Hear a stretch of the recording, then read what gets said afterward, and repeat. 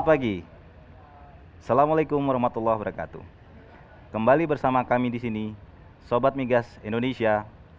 Eh, Hari ini kita berkumpul di sini untuk mendiskusikan tema yang cukup menarik mengenai Integrated Drilling Services Procurement Strategy to support production and national capacity building. Sebagaimana kita ketahui bersama, pemerintah melalui SKK Migas saat ini telah menargetkan produksi yang berkesinambungan hingga tahun 2030 nanti. Produksi bisa mencapai 1 juta BOPD untuk minyak dan 12 BSCFD untuk gas. Tentunya ini menuntut kita selaku pelaku hulu migas tentu harus membuat inovasi yang di sisi lain, sebagaimana kita ketahui juga bersama, kondisi harga migas hari ini mengalami koreksi yang cukup signifikan. Hal ini mengharuskan kita juga membuat suatu terobosan-terobosan yang cukup agresif sehingga bisa menjaga keekonomian lapangan menjadi lebih baik. Salah satu kontribusi terbesar dalam biaya produksi adalah biaya pengadaan tentunya. Sehingga berinovasi dari sisi pengadaan tentunya akan memengaruhi keberhasilan dalam pemilihan teknologi dan biaya yang paling tepat. Bersama kami di sini telah hadir 3 narasumber yang tentu saja sangat berkompeten di bidangnya. Langsung saja kami perkenalkan. Yang pertama, Bapak Indarto Wibowo, selaku birokrat di bidang pengadaan yang sudah berpengalaman lebih dari 10 tahun di bidang pengadaan hulu migas. Saat ini beliau menjabat sebagai manajer senior pengadaan di SKK Migas. Yang kedua ada Bapak Agus Setiawan, selaku praktisi pengadaan yang sudah cukup berpengalaman di industri pengadaan hulu migas lebih dari 10 tahun terakhir ini. Saat ini beliau menjabat sebagai VP SCM pada Saka Energi. Dan tentunya yang terakhir, Bapak Suhardono, selaku praktisi bisnis oil and gas drilling services lebih dari 37 tahun dalam bidangnya.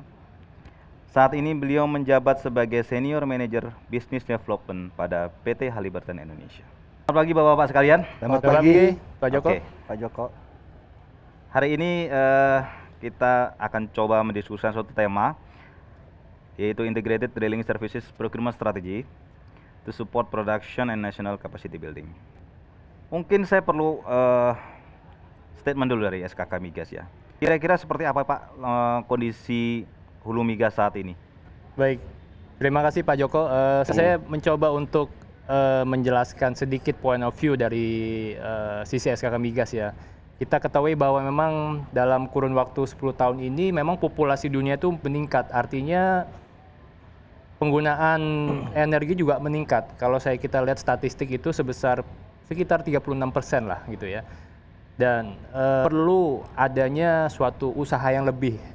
Paling tidak dengan visinya SKK Migas 1 juta barrel oil per day di tahun 2030 dan 12 miliar standar cubic feet per day di tahun 2030 juga memungkinkan adanya suatu potensi atau suatu usaha yang sangat menjanjikan ya, terutama untuk potensi migas di daerah timur Indonesia, khususnya offshore laut dalam gitu ya.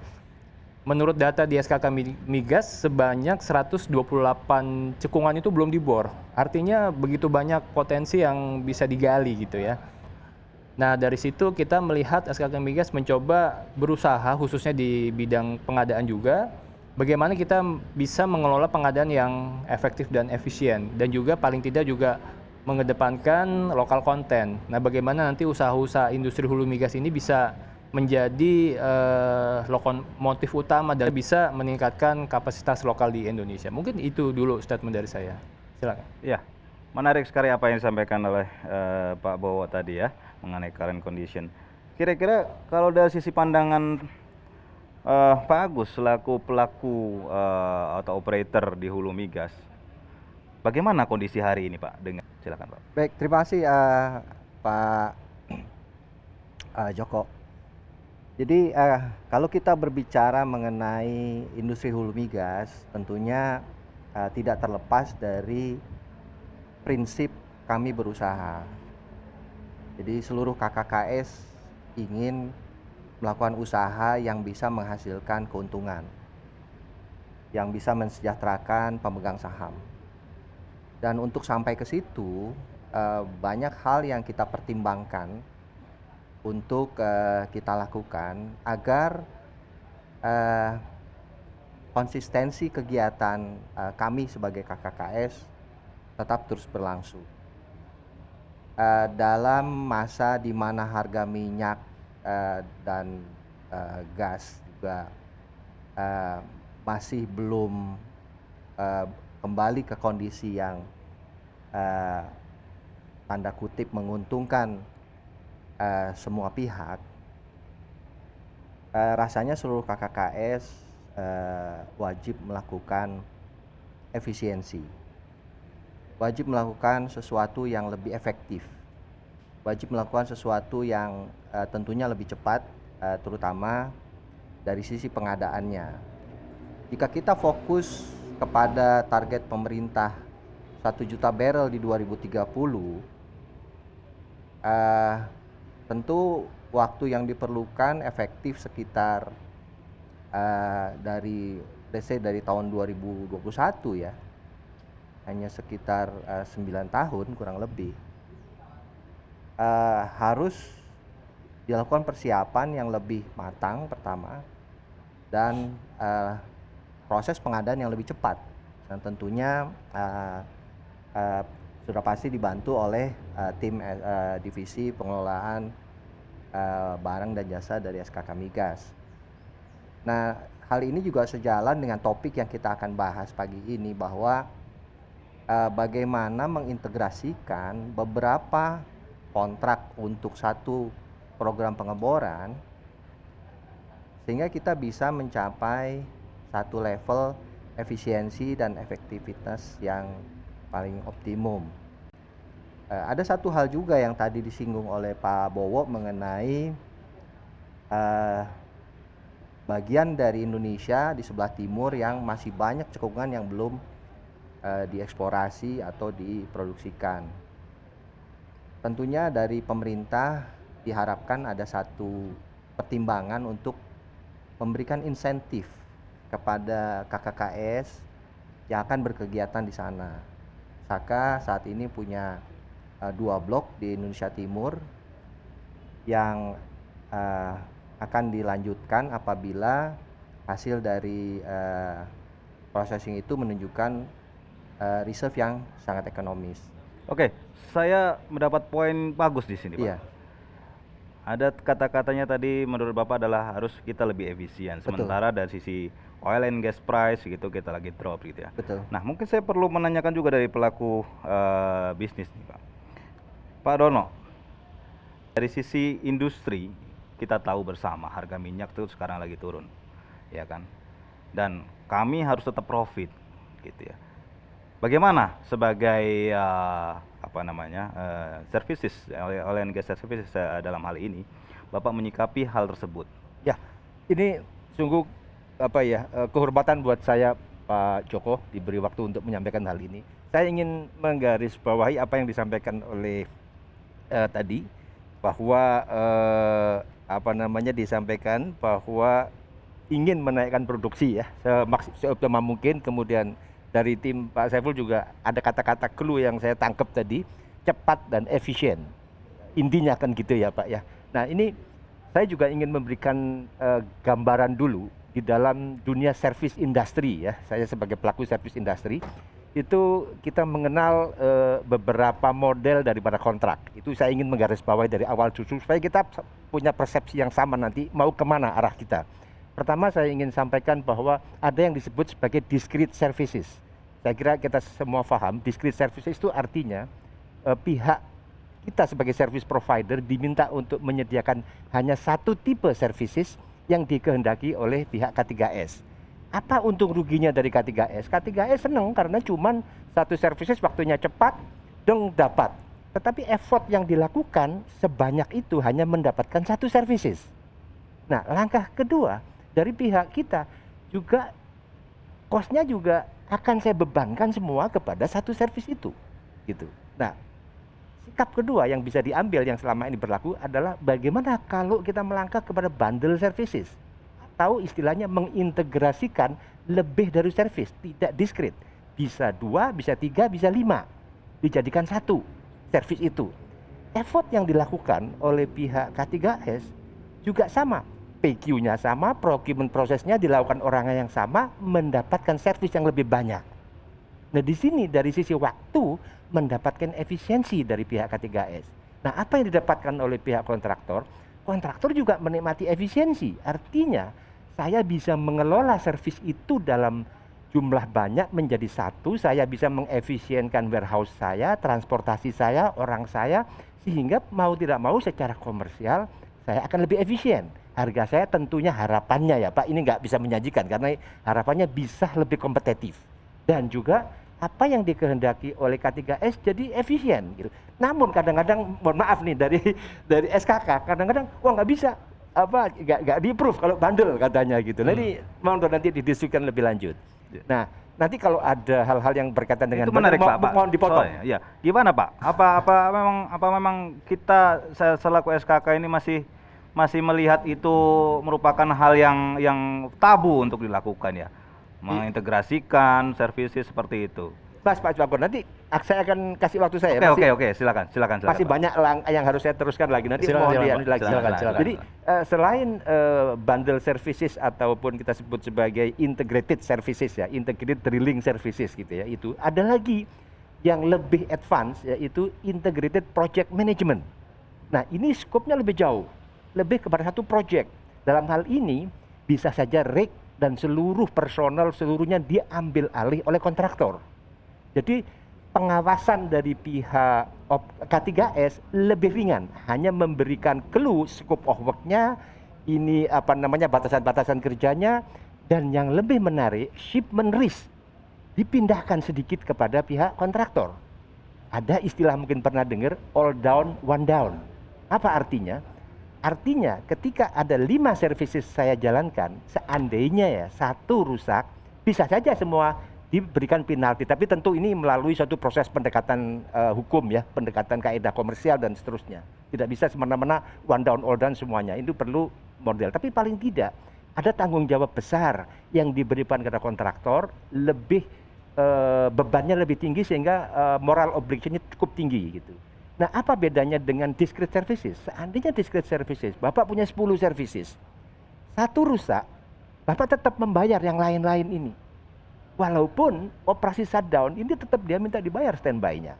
Tapi kalau konsep integrated project management, mungkin shipment risk itu bisa diatur sedemikian rupa, ya, sehingga dua belah pihak mendapatkan benefit dari project ini.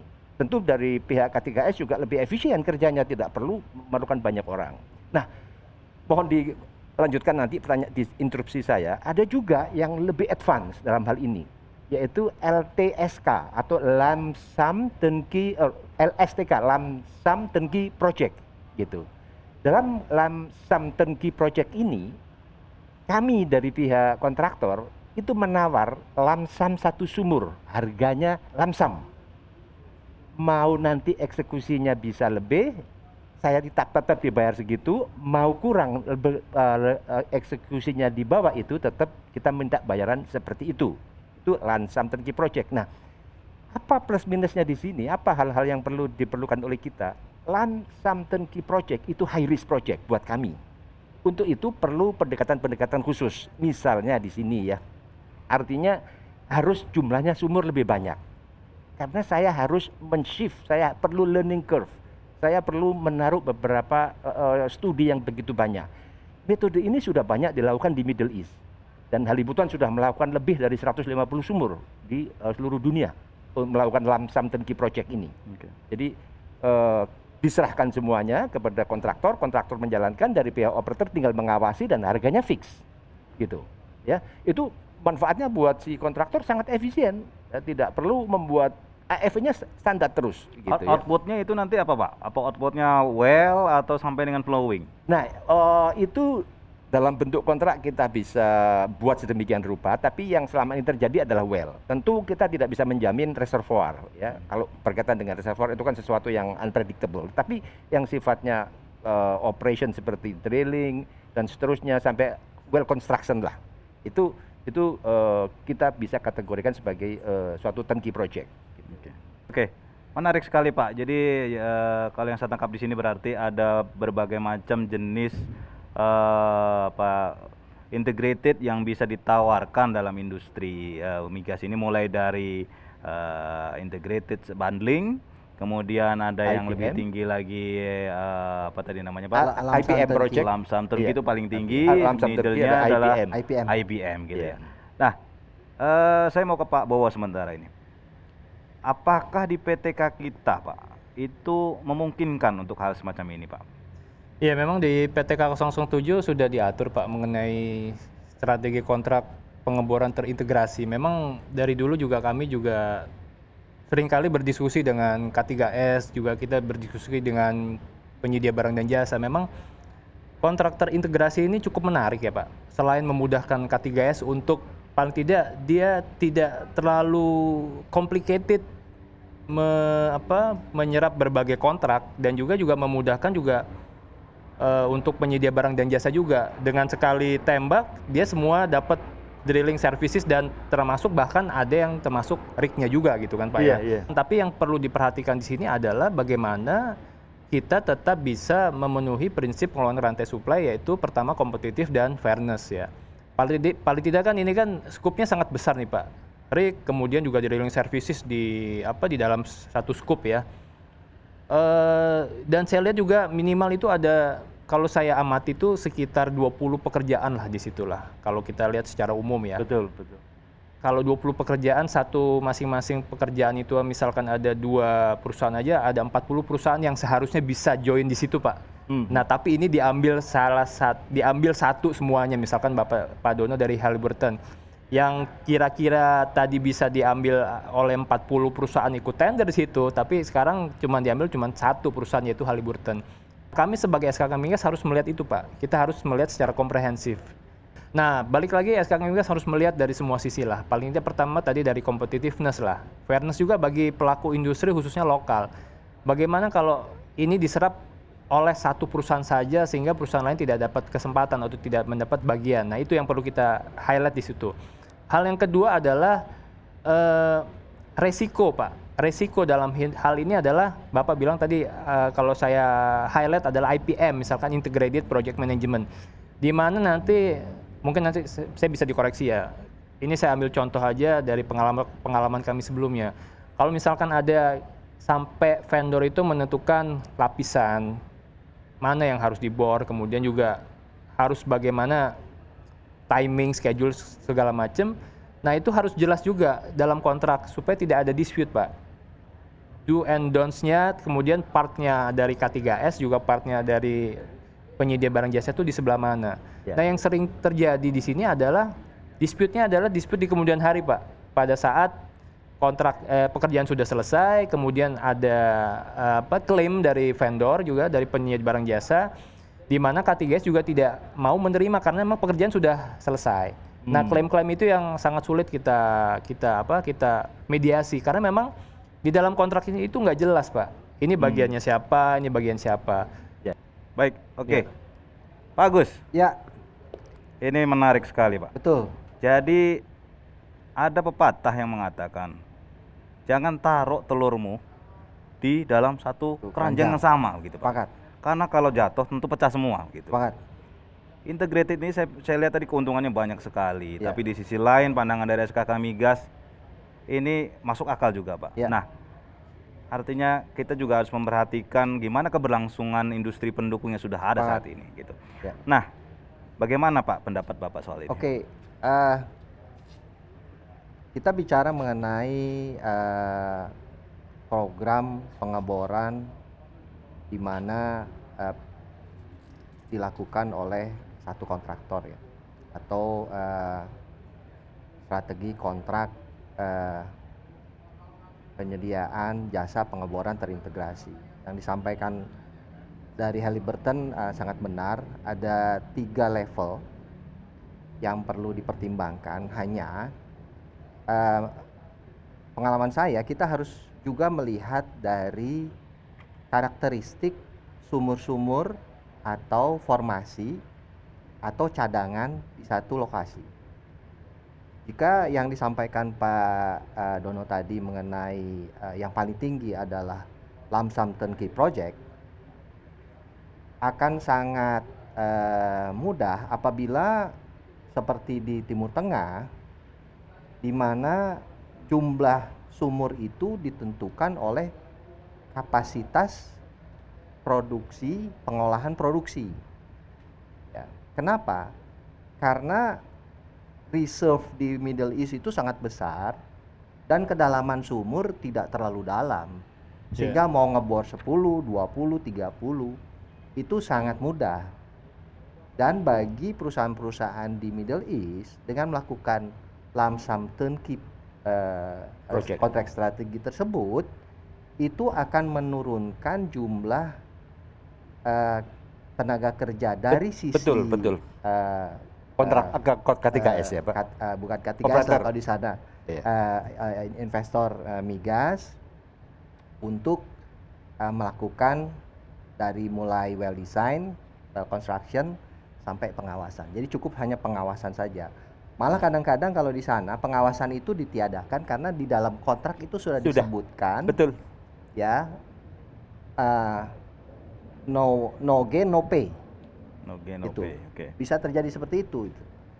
Tapi untuk di Indonesia, terutama di areal Jawa Timur, di mana karakteristik sumur-sumur produksi yang sebelumnya kami bor itu cukup complicated, lump sum turnkey itu agak sulit.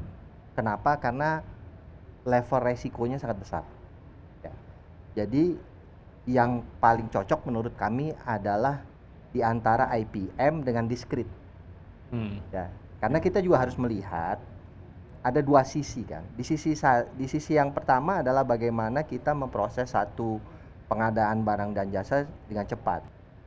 Tapi di sisi lain bagaimana kita membantu industri dalam negeri, terutama perusahaan-perusahaan Indonesia ini bisa mendapatkan kue dari inisiatif ini. Menurut saya salah satunya adalah dengan menerapkan satu standar minimum pencapaian kandungan lokal yang mungkin dapat dicapai oleh para peserta lelang. Ya. Jadi di dokumen lelang kita sampaikan bahwa peserta lelang yang memang mempunyai kualifikasi dan pengalaman serta jangan lupa memiliki kemampuan finansial yang cukup untuk menyediakan jasa ini, itu merangkul dari perusahaan-perusahaan nasional yang juga memiliki kualifikasi yang baik. Dengan demikian misi kita, misi KKKS, misi SKK Migas meningkatkan kandungan lokal itu tetap terjaga. Oke, tahan di situ Pak, mantap Ya. itu Pak. Gimana Pak Dono? Sebagai salah satu main player di industri hulu migas. Ya, ini saya cuman ingin mendapatkan klarifikasi dari Pak Agus ya, bahwa yang dikatakan itu kan semacam kayak kolaborasi ya dengan perusahaan lokal gitu ya. Artinya tentu begini, di dalam setiap company ya, terutama yang international company, rata-rata mereka punya kualifikasi khusus ya dalam menjalankan. Artinya contohnya lah, suatu saat kita harus menyeleksi sebuah rig. Itu tidak semerta-merta harga yang murah kita ambil, tidak. Karena unsur safety menjadi nomor satu buat kita. Selama dia tidak bisa berkomitmen terhadap safety, walaupun harganya murah, kita tidak akan ambil. Oke, mohon maaf, saya potong dulu Pak ya. Ya. Ini agak menarik gini, karena gini, bagi kami rig itu karena yang akan kami lakukan adalah program pengeboran lepas pantai. Oke.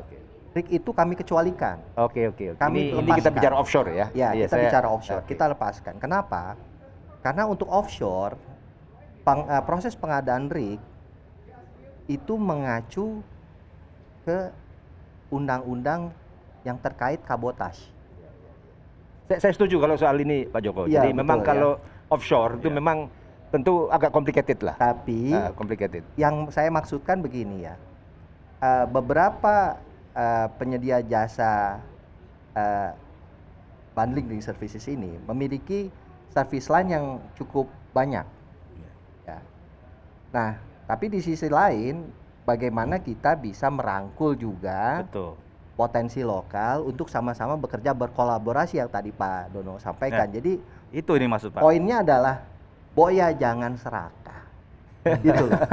Ya, bagaimana Iya, iya, iya. Ini investment cake ini, iya, ya, iya, iya, iya. ini juga dinikmati oleh bangsa sendiri. Mohon maaf ya Pak ya. Iya, iya, iya. Saya paham bahwa beberapa penyedia jasa itu memiliki target sales yang cukup tinggi ya. Iya, iya.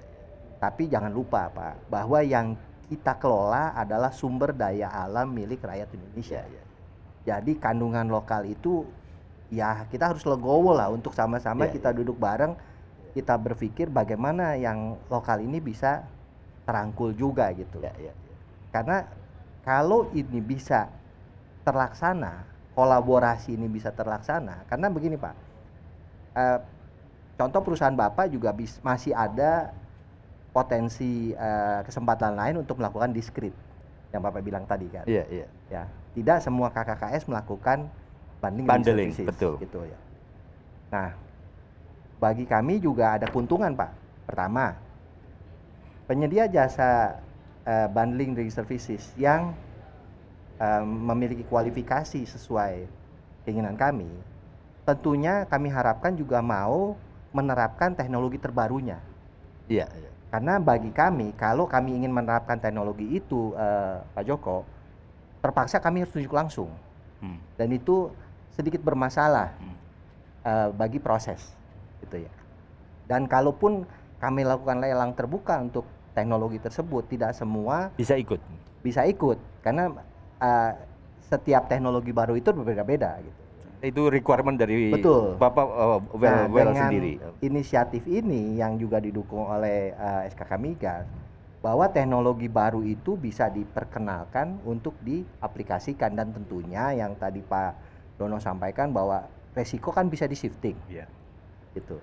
Jadi kalau teknologi baru ini ternyata hasilnya baik, maka penyedia jasa yang memiliki teknologi itu memiliki hak, termasuk kami juga, untuk mempublikasikan hasilnya gitu. Jadi SKK Migas dan KKKS tidak hanya menyediakan investment cake bagi penyedia jasa, tapi juga menyediakan satu fasilitas bagi penyedia jasa untuk mencoba teknologi barunya dalam program pengeboran ini. Betul adanya bahwa industri migas itu harus memiliki multiplier effect. Ya, ya. Sebagaimana diketahui, di dalam CIVD itu ada 7.000 lebih vendor. Nah, ini setidaknya kita hari ini punya kesepakatan bahwa integrated itu mungkin dilakukan untuk dapat Betul, memberikan sangat suatu mungkin. efisiensi. Sangat mungkin. Namun ini yang perlu kami dengar juga pendapat dari Pak Dono.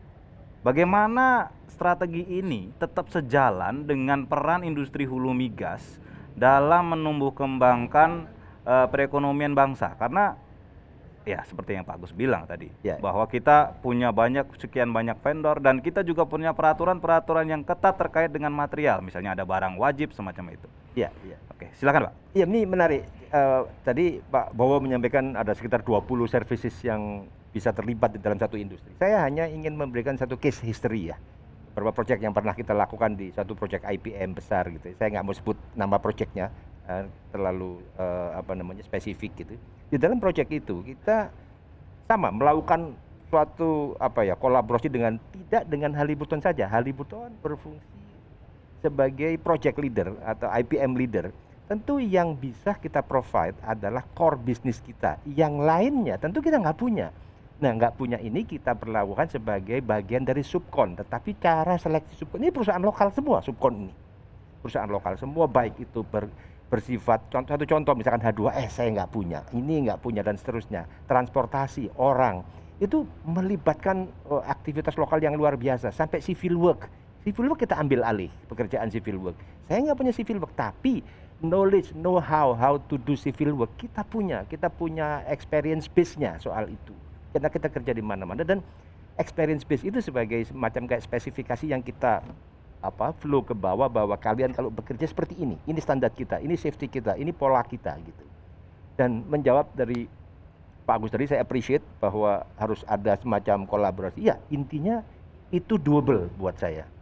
Untuk komentar saya ya, mengomentari itu sesuatu yang doable yang bisa dikolaborasikan. Saya kira itu. Oke, kalau dari sisi TKDN-nya seperti apa, Pak? Gini, TKDN ini menarik ya. TKDN ini bukan hal yang baru ya. Artinya saya masuk di dunia industri ini tahun 1980-an, 90-an dan seterusnya, ini berkembang terus, kandungan lokal dan seterusnya. Dan itu bagus polisi pemerintah itu, di mana negara manapun juga memaksakan untuk memakai produk lokal, bahkan Amerika pun USA First dan seterusnya ya. Saya setuju soal itu, dan kami pun sebagai perusahaan asing atau PMA yang di Indonesia juga udah mengaplikasikan itu lama, dan itu menjadi agenda policy dari corporate. Tidak cuma dari sisi politis itu ya, dari sisi bisnis juga kita mempunyai manfaat gitu. Karena efisiensi kan, dengan memakai produk lokal dan seterusnya, itu kan jadi efisien. Saya tidak perlu mengimpor dan seterusnya. Core-nya kalau ada di lokal saya bisa pakai dan seterusnya gitu ya. Tetapi yang harus difahami di sini, kita tidak bisa mengabaikan kualitas, karena tetap spek itu nomor satu. Ketika ada produk lokal yang memang tidak bisa kita lampaui, mau nggak mau kita harus mencari alternatif lain. Oke, Pak Bowo, kalau kita sudah berbicara banyak tadi, saya yakin kolaborasi itu dimungkinkan. Tapi sebagaimana kita ketahui, misalnya dalam satu, tadi ada 20 line gitu ya, 20 line services. Dalam satu line services tersebut, tentunya tidak hanya satu. Mungkin ada 3-4 perusahaan yang mendapatkan kesempatan untuk kolaborasi, tentunya cuma satu. Tidak mungkin 4-4-nya. Nah, bagaimana dari SKK Migas menanggapi hal ini sehingga message dari PTK kompetitif, kemudian penumbuh kembangkan industri dalam negeri, bagaimana Pak? Iya, ya saya cuman merangkum ya tadi yang disampaikan oleh Pak Agus, Pak Dono, memang benar. Nampaknya juga Pak Dono juga sudah punya visi ke TKDN-nya itu sudah besar gitu ya. Paling tidak beliau sudah bisa mengakomodir lah perusahaan-perusahaan lokal. Nah, hal inilah yang SKK Migas mau gitu ya. Paling tidak kita itu berbagi lah gitu. Tadi yang Pak Agus bilang jangan serakah, benar sih. Tadi saya mau ngomong gitu tapi saya nggak enak aja gitu. Jadi, benar Pak, jadi memang balik lagi ke Katigas juga nih, mungkin juga mumpung ada Pak Agus ya. Jadi juga Katigas juga paling tidak juga menyiapkan dokumen tender, juga menyiapkan persyaratan, spesifikasi juga harus melihat potensi-potensi. Misalkan tadi ada 40 lebih perusahaan itu juga harus dilihat. Sebagai insan SCM juga harusnya punya feel yang sama dengan SKK Migas juga, bagaimana kita meningkatkan TKDN, bagaimana kita berbagi sesama komoditas yang ada gitu ya. Yang kedua adalah saya ulang kembali, bagaimana kita bisa membagi porsi itu kepada masing-masing pelaku industri, khususnya di industri lokal, mengkolaborasi industri lokal itu, dan Halliburton juga bisa paling tidak transfer knowledge lah gitu ya, transfer knowledge, berbagi dengan industri lokal, bagaimana industri lokal itu nanti bisa tumbuh gitu. Saya mengerti lah, concern beliau memang ada target bisnis yang harus dicapai per tahunnya. Itu setiap bisnis itu pasti Ya, Pak. harus untung lah gitu ya. Meskipun untungnya itu tidak banyak, yang penting harus untung lah gitu ya. Paling tidak BEP lah di situ. Nah, tapi paling nggak kita punya spirit yang sama gitu Pak ya. Tolong bantu kami SKK Migas, tolong bantu Katigas juga partner kami juga, tolong bantu bagaimana kita men-spread knowledge itu kepada industri lokal gitu. Jangan sampai kita istilahnya orang yang punya ilmu knowledge cuman ngambil keuntungan di sini kemudian dipulang balik, jadi kita hanya ditinggalin jejaknya aja gitu. Ada satu hal yang ingin saya tambahkan bahwa skema ini atau strategi kontrak ini dapat menurunkan juga surplus inventory yang saat ini masih nilainya cukup tinggi di masing-masing KKKS. Jadi kami akan mengambil model proses pengadaan seperti EPCIC, ya. Jadi ada komponen I-nya di situ, engineering, ya. Jadi nanti dari para bidder untuk paket ini harus menyediakan juga knowledge dan experience-nya untuk membuat satu sumur berdasarkan material-material yang sudah ada di kami. Dengan demikian kami tidak harus membeli lagi gitu. Ya. Kalau boleh kita sebut sebagai merakit mainan Lego. Jadi ada beberapa bentuk Lego yang kita umpamakan sebagai inventory KKKS, itu kita susun menjadi sumur. Apabila ada yang kurang, dalam kontrak kami akan menyebutkan, apabila misalnya kurangnya 2 batang dari casing contohnya, ya tinggal penyedia jasa siapkan saja 2 batang, dan tentunya penyedia jasa akan menyiapkan lebih dari 2 batang. Nah, selebihnya itu menjadi surplusnya penyedia jasa, karena bagi penyedia jasa surplus itu bisa langsung dijual, tapi bagi KKKS itu yang menjadi Betul. masalah. Surplus Ya, ini nggak betul. bisa kita jual langsung, Betul. karena begitu landed jadi barang milik negara gitu. Ya. Nah, itu yang juga multiplier efek untuk KKKS dan SKK Migas Iya. menurunkan nilai inventory drilling. Oke, baik. Menarik sekali diskusi kita pagi hari ini. Namun saya pikir kita harus sudahi dulu karena memang sudah cukup terik. Saya sudah cukup bahasa ini. Gitu ya. Oke, baik. Terima kasih Bapak-bapak sekalian.